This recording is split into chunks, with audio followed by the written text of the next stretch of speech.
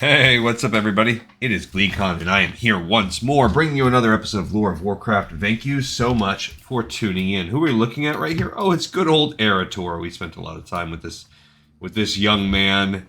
Why is he here? Well, we're here to do an in-game lore episode today. There is a book we're going to read. It is called. Let's take a little peeky poo. It's called Empire's Fall.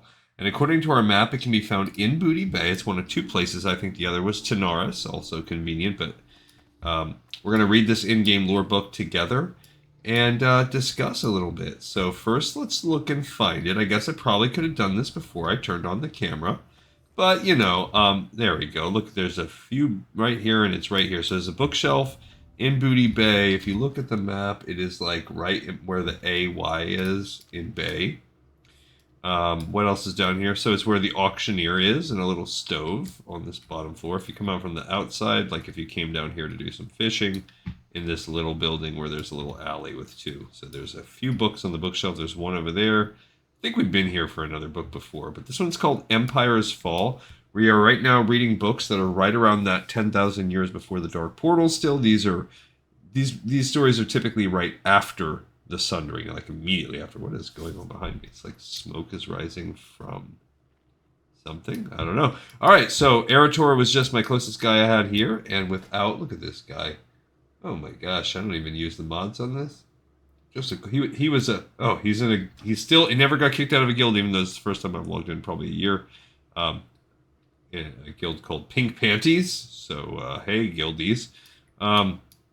Yeah, let's rock and roll without further ado. So stay wide and listen to Empire's Fall. Aside from their shadowy origins, it is clear that the Night Elves came to power soon after their discovery of the Well of Eternity, despite the Trolls' attempts to keep them from expanding their territories. The Night Elves built up a mighty empire that expanded rapidly across primordial Kalimdor. Wielding fierce magics never before imagined by the superstitious Trolls, the Night Elves had little trouble doing what the evil Akir could never do: topple the two greatest empires in the world, those troll empires.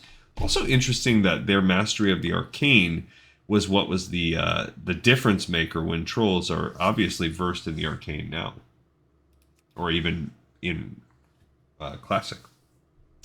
The Night Elves systematically dismantled the trolls' defenses and supply chains. The trolls, unable to counter the elves' destructive magics, buckled under the onslaught. The Night Elves proved to be every bit as cunning and bloodthirsty as the savage trolls, incurring the latter race's eternal hatred and disdain. The Gurubashi and Amani empires fragmented within only a few short years. So they brought that magic power, and that was basically like bringing guns to a knife fight, and that allowed them to completely uprise. But as we read in Chronicles, it's interesting here because in a way, these primordial Night Elves are like offshoots of the Trolls. They're very similar to the Trolls. I wonder if it's the arcane magic that actually shifted them. Eventually, the Night Elves were burned by the arcane fires they'd sought to control. Their reckless use of magic had lured the demonic Burning Legion to the world. The demons crushed much of the Night Elf civilization.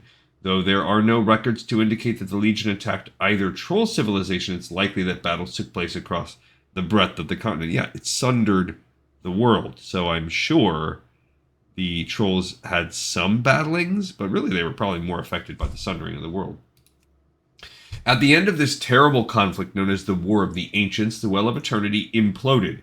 The resulting shockwave shattered the greater landmass of Kalimdor. The center of the continent was blasted beneath the sea, leaving only a small group of broken single continents, and that's eventually what opens up in BFA, those in Zandalar and those surrounding islands. These are Kultiras and stuff.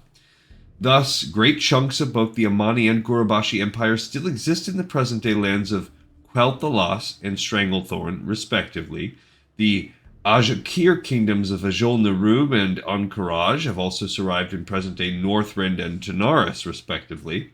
Both troll civilizations recoiled. Oh, so I guess that was the other civilization that the Night Elves beat, because it said the two great empires. Well, the two great empires, I guess, were the the Ankaraj, whatever that race is, the Ajul Nirub, the Nerubians. I don't know, freaking know. Those bug people, and the trolls.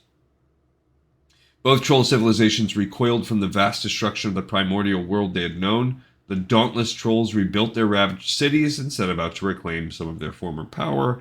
And of course, there are still the Zandalari and some of the other trolls that are doing the same, just unbeknownst to the rest of the world.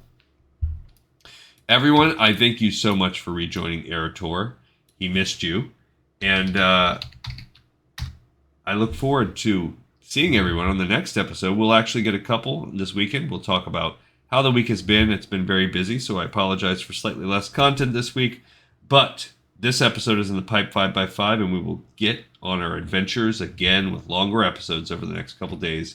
So see ya and peace out.